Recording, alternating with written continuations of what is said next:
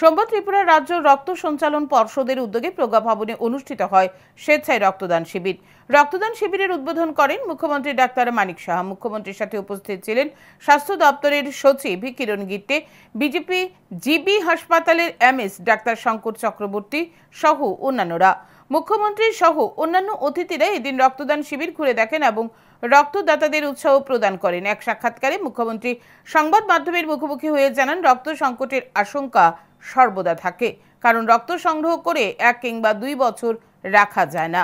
একটা নির্দিষ্ট সময় পর সংগ্রহিত রক্ত নষ্ট হয়ে যায়। তাই চাহিদা ও যোগানের মধ্যে সামঞ্জস্য রেখে রক্ত সংগ্রহ করতে হবে এবং প্রয়োজনে প্রদান করতে হবে। অনেক সময় বিভিন্ন কারণে রক্ত সংগ্রহ হ্রাস পায়। মুখ্যমন্ত্রী এদিন সকলের উদ্দেশ্যে বলেন, মানুষের শরীরে প্রয়োজনের অধিক রক্ত মজুদ থাকে, তাই রক্তদান করলে কোনো ক্ষতি নেই। মানব শরীরে 3 মাস পর পর রক্ত নষ্ট হয়ে যায়।